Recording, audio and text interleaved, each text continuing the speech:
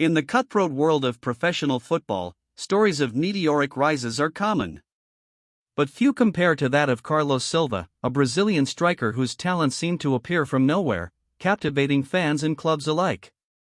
By 2018, Silva was a household name, celebrated for his agility and goal-scoring prowess, particularly during his tenure with Portugal's FC Zenit. Yet, beneath the veneer of fame and success, a shadow lurked, a secret so profound it threatened to shatter everything he had built. This is the story of a footballer who, for years, played not just against opponents, but against the truth itself. Carlos Silva, affectionately nicknamed Phantasma by some fans for his uncanny ability to appear unmarked in the box, was a riddle wrapped in a mystery. While his on-field performance was undeniable, journalists and club scouts often noted the sparse details surrounding his early career. Reports from South American media outlets, like Football Agora, frequently highlighted the lack of extensive youth academy records or clear provincial club affiliations typically found for players of his caliber. It was as if he materialized onto the professional scene fully formed, a phantom of the pitch. According to official documents presented by his agent, Silva was born in Nova Iguaçu, a sprawling municipality in the Rio de Janeiro metropolitan area, a known hotbed for raw football talent. He claimed to have honed his skills on dusty pitches, a product of Brazil's informal football ecosystem. Yet, attempts by sports historians and biographers to verify his youth club affiliations or even locate former coaches who could attest to his early promise proved frustratingly difficult.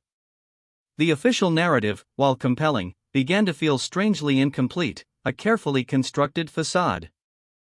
The seeds of this deception, investigators would later uncover, were sown years earlier.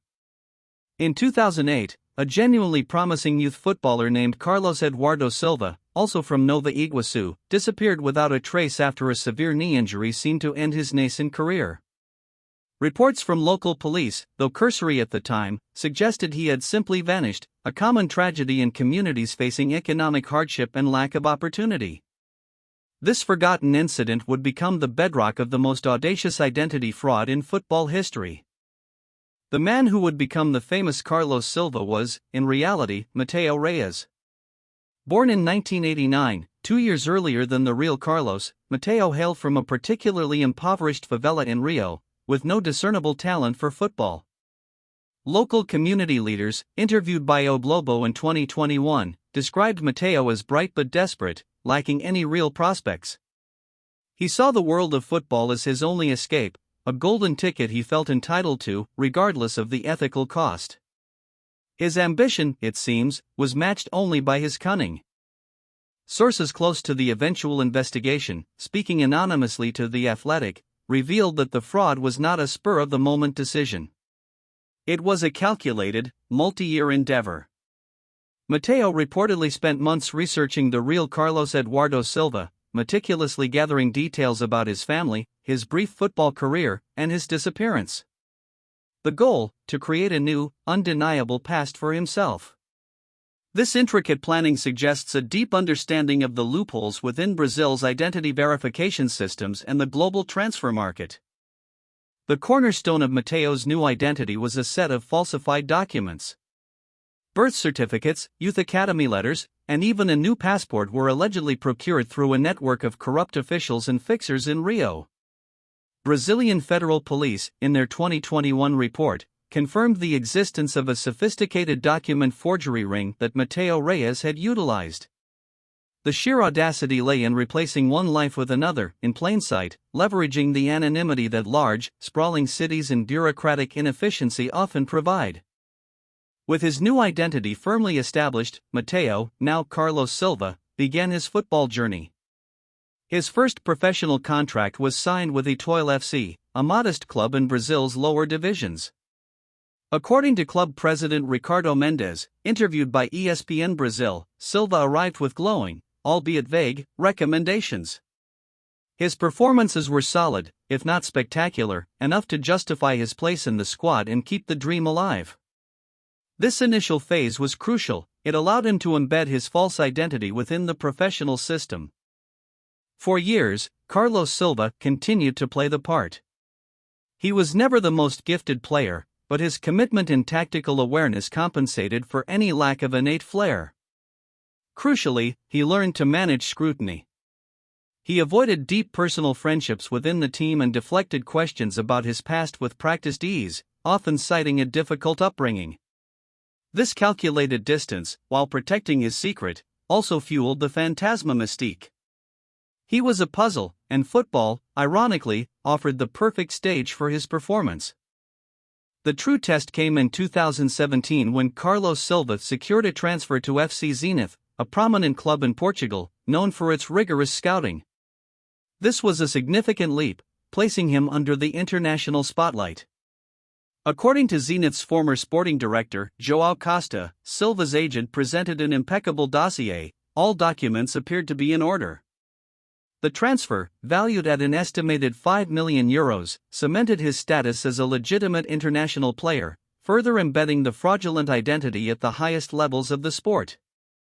Despite his success, the pressure of maintaining the elaborate lie began to show. Carlos Silva became increasingly withdrawn, prone to sudden mood swings, according to former teammates who spoke anonymously to Sports Illustrated. His paranoia grew, particularly when old acquaintances from Nova Iguaçu would occasionally surface or obscure online articles about his early life would appear, questioning minor details. The foundations of his deception, once so solid, were starting to develop hairline cracks, imperceptible to most, but deeply unsettling to Matteo Reyes. The unraveling began in earnest in late 2020. Sofia Bianchi, an investigative journalist for Gazzetta Esportiva, started digging into the phantasma legend. Her initial interest stemmed from the curious lack of biographical depth compared to other stars. It was just too clean, Bianchi later told a documentary crew. She meticulously cross-referenced old team rosters, birth registries, and obscure local news archives. What she found were not major inconsistencies, but a pattern of small, almost imperceptible discrepancies that, when aggregated, painted a troubling picture. One of Bianchi's most significant discoveries involved an irregularity in Carlos Silva's official birth certificate. While the document itself appeared legitimate, an earlier version, registered with a different municipal authority, listed a birth year 2 years prior. This initial certificate, attributed to Matteo Reyes, had somehow been superseded or masked.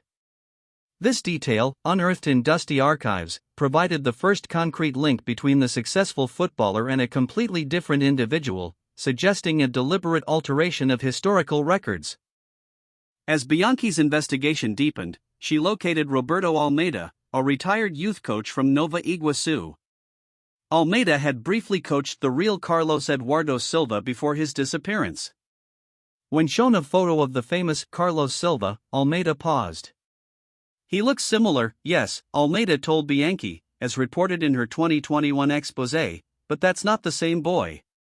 The real Carlos had a scar above his left eye from a childhood accident. This one, he doesn't have it." This crucial detail, a physical mark, offered irrefutable proof of two distinct individuals.